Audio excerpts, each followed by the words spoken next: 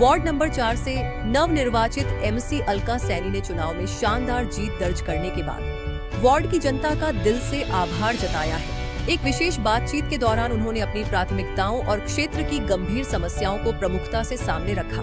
अलका सैनी ने कहा कि भले ही उनकी आधिकारिक शपथ 24 तारीख को हुई है, लेकिन 29 तारीख को चुनाव परिणाम आने के बाद से ही जनता की उम्मीदें उनसे जुड़ गई थी। वे लगातार लोगों के संपर्क में हैं और नागरिकों की समस्याएं उन तक पहुंच रही हैं। अलका सैनी ने बलटाना क्षेत्र की वर्तमान स्थिति को रेखांकित करते हुए बुनियादी ढांचे की कमी पर गहरी चिंता जताई।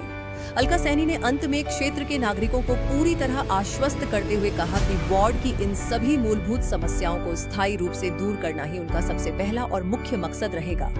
इस खास बातचीत में और क्या कुछ खास रहा, आइए देखते हैं जीरकपुर से हमारे संवाददाता भावना चौधरी की रिपोर्ट में।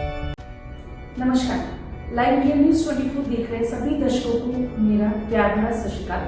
आज हम इस वक्त बैठे हैं जीरकपुर में, जहां पे हम आपकी बातचीत करवाएंगे। अभी 24 तारीख को आपने देखा होगा, जो एमसी इलेक्शन में जितने भी पार्षद थे उन्होंने शपथ ग्रहण करी।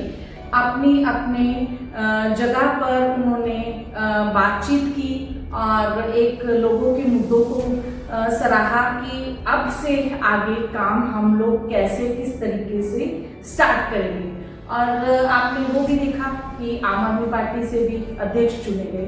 तो आज हम बातचीत आपकी करवाएंगे बलटाना से वार्ड नंबर 4 अलका सैनी जी से। उनसे कुछ बातचीत करते हैं कि शपथ ग्रहण के बाद अब उनका पहला काम क्या होगा, जनता के लिए किस काम को प्राथमिकता देंगे और कौन से सबसे पहले काम शुरू करेंगे। पूरे डिटेल में इस चीज में उनसे बातचीत करते हैं। आइए। नमस्कार मैम, आपने 24 तारीख को शपथ ग्रहण करी और वार्ड नंबर 4 से आपको लोगों ने भरपूर प्यार देकर जिताया। अब आप आगे का आपका क्या पहला मकसद रहेगा, कौन से ऐसे मुद्दे रहेंगे जो इलेक्शन टाइमिंग्स में भी थे, लोगों ने जिस वजह से आपको चुना, तो पहली प्राथमिकता आपको क्या लगता है कि बलटाना में सबसे पहले ये काम होना चाहिए? सबसे पहले तो मैं लाइव इंडिया चैनल के माध्यम से सभी दर्शकों का मैं स्वागत करती हूँ और अपने वार्ड के 4 के जो हैं मेरे वोटर्स थे उनका मैं बहुत बहुत शुक्रगुजार हूँ कि उन्होंने मुझे समर्थन दिया, प्यार दिया। तो आपने अभी पूछा कि 24 तारीख को शपथ हुई है, तो मैं सबसे पहले ये बताना चाहूँगी शपथ 24 तारीख को हुई है, पर 29 तारीख को आपको पता रिजल्ट आ गया था। तो जो लोगों की आपको पता है कि उम्मीदें होती हैं, तो मेरे पास तभी से लोगों के फ़ोन मैसेज आने शुरू हो गए थे। और बलटाना में आपको पता है कि 3-4 समस्याएं मेन हैं। लोगों के फ़ोन आते थे, लोगों के मैसेज आते थे और उस समय जो गर्मी थी वो भी पूरे अपने चरम पे थी। बिजली की समस्या बहुत ज़्यादा है यहाँ पर, और फिर बिजली जब नहीं होती तो उससे पानी का लिंक है, तो पानी नहीं चलता, पानी का ट्यूबवेल नहीं चलता। पर आपसे इसी बीच में मैं एक आपकी बात काट के पूछना चाहूँगी, बिजली की समस्या, जबकि आम आदमी पार्टी बोलती है कि हम लोग तो बिजली फ्री दे रहे हैं, तो बिजली की समस्या कैसे है? क्योंकि पूरे पंजाब में वो लोग बिजली फ्री दे रहे हैं। बिजली की समस्या ऐसी है कि देखो, एक तो गर्मी के चलते पीछे से सप्लाई कम आ रही है, और बलटाना की आपको पता है जीरकपुर की आबादी पिछले 10 सालों में मतलब बहुत ही तेजी से बढ़ी है। और उस हिसाब से इंफ्रास्ट्रक्चर जो बिजली विभाग का है, जो पंजाब सरकार का है, उन्होंने उस हिसाब से वो इंफ्रास्ट्रक्चर नहीं लगाया। जो ट्रांसफार्मर हैं वो पुरानी हैं, या वो उनकी उतनी मात्रा में नहीं है, उतनी नहीं है उनका संख्या जितनी ट्रांसफार्मर संख्या के जनसंख्या के हिसाब से होने चाहिए। पहली बेसिक ये प्रॉब्लम है। फिर उसके बाद जो तारें हैं जो डली हुई हैं, वो जब बलटाना एक गांव होता था तो उस हिसाब से तारें डली हुई हैं और वो बहुत पुरानी हो गई हैं और उनकी रिपेयरिंग नहीं हुई, उनको चेंज नहीं किया गया। तो जब ट्रांसफार्मर ठीक नहीं होगा, ट्रांसफार्मर इतना लोड नहीं दे सकेगा, या जो तारें पुरानी हो गई हैं, तो क्या होता है कि जो मेरे पास मेनली प्रॉब्लम्स आई हैं कि आज ट्रांसफार्मर सड़ गया, उसका फ्यूज उड़ गया, या तारों में आग लगी, मीटर में आग लगी, और मीटर बहुत ज़्यादा क्या किया इन्होंने, पीछे बाहर लगा दिए हैं और एक ही बॉक्स में कई जो मीटर लगा दिए, तो बहुत सारे मीटर्स में आग भी लगी है। और जब कोई फ्यूज उड़ेगा या कहीं भी आग लगेगी तो लाइट चली जाएगी। और वो एक पंजाब सरकार ने उसके ऊपर कोई काम नहीं किया। उन्होंने ट्रांसफार्मर उस हिसाब से उनकी संख्या नहीं बढ़ाई जिस हिसाब से यहाँ की जनसंख्या है। उन्होंने तारों को कोई नहीं बदला, तारों की रिपेयर भी हुई है। और मतलब आपकी सबसे पहली प्राथमिकता रहेगी लोगों को बिजली की सहूलत देनी। मेन प्रॉब्लम है और पानी की। बिजली नहीं होती, ट्रांसफार्मर जल गया, ट्यूबवेल नहीं चला तो पानी नहीं लोगों के घरों में पहुंचेगा। और ट्यूबवेल भी कम है, जिस हिसाब से बल्टाना की जनसंख्या है ट्यूबवेल उतने नहीं है जो कि सभी की पानी की पूर्ति कर सके।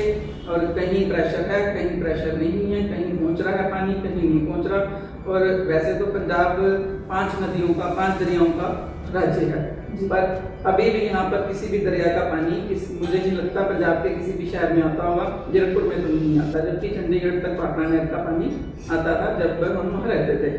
तो ट्यूबवेल का पानी कितनी सप्लाई देगा? जमीन का जो पानी है उसका लेवल नीचे गिरता जा रहा है। तो पंजाब सरकार को अभी तक जितनी भी सरकारें हैं, अकाली दल आई, कांग्रेस सरकार आई, आप पार्टी की सरकार भी आई, तो किसी ने भी मूलभूत सुविधाओं के ऊपर कोई काम नहीं किया है।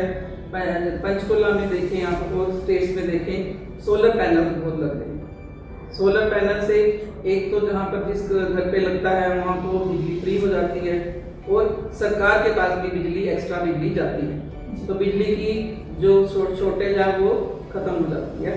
तो पंजाब सरकार में ऐसा कोई भी कदम नहीं उठाया गया। पंचकुला में देखें, हरियाणा में देखें, बाकी जहाँ भी बीजेपी की गवर्नमेंट है वहाँ आप देखें कि सोलर पैनल्स सरकार मतलब अपने खर्चे पे लगा रही है या उस पर सब्सिडी दे रही है, तो वो काम भी पंजाब सरकार ने अभी तक नहीं किया। आपने एक तो बिजली का बताया और एक पानी की समस्या बताई, उसके अलावा और कोई समस्या? जैसे कि दूसरी ऑपोजिट पार्टी वाले सब ये एक चीज बोलते हैं, आम आदमी पार्टी भी एक ही चीज बोलते हैं कि हमने पंजाब को नशा मुक्त किया। क्या आप उससे सहमत हो? बिल्कुल भी सहमत नहीं हूँ मैं। आप देखें कि पंजाब एक ऐसी स्टेट थी जो नंबर 1 पे, और वहाँ आज देखो कि पंजाब बहुत पिछड़ गया है। मुझे लगता है कि लास्ट में नहीं तो जो लास्ट 5-10 स्टेट्स के अंदर उसका नाम आ गया है। जो पंजाब का एक रुतबा था पूरे इंटरनेशनल लेवल पे, पूरे वर्ल्ड लेवल पे, पूरे भारत में, वो लेवल पंजाब का नहीं रहा। और रंगला पंजाब में जो पिछली सरकारों ने पंजाब को रंगला बना दिया है, उसको खाली कर दिया। एक चीज और मैं आपसे पूछना चाहूंगी, आपने 2 मुद्दों पे तो ये बोला, तीसरा एक बोला कि नहीं उस चीज से सहमत नहीं है कि ठीक है आज की जनरेशन में देखा जाए तो लड़का लड़की दोनों ही पंजाब में नशों का ज्यादा सिलसिला देखा जा रहा है। तो तीसरा आपका एक नशे के लिए भी होगा, लेकिन आप बल्टाना के लिए ऐसा क्या और खास करना चाहेंगे जिससे बल्टाना जीरकपुर में एक अलग उससे नजर आए? ऐसी कौन सी कोई नई चीज लेके आएंगे, उसमें कुछ नए समाधान ढूंढेंगे कि जिससे वो अलग दिखे? अभी मैंने बोला कि जो बेसिक इंफ्रास्ट्रक्चर है, जो बिजली पानी का, मैं सबसे पहले वो चाहूँगी कि उस पर जो सरकार है या जो भी म्यूनिसिपल कमेटी है उसका फोकस हो। और एक जैसे आपने बोला नशे की वजह से यहाँ लॉ एंड ऑर्डर भी बहुत ज़्यादा ध्वस्त है। बिल्कुल लॉ एंड ऑर्डर नहीं है, और कोई भी मतलब चेन स्नैचिंग की, घरों में चोरी की, ऐसी वारदातें बहुत आम हो गई हैं।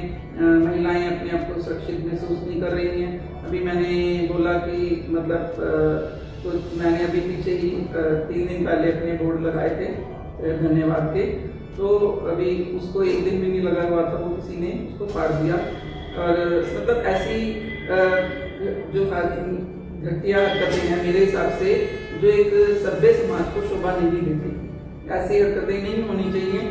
वो तभी होंगी जब पंजाब नशा मुक्त होगा।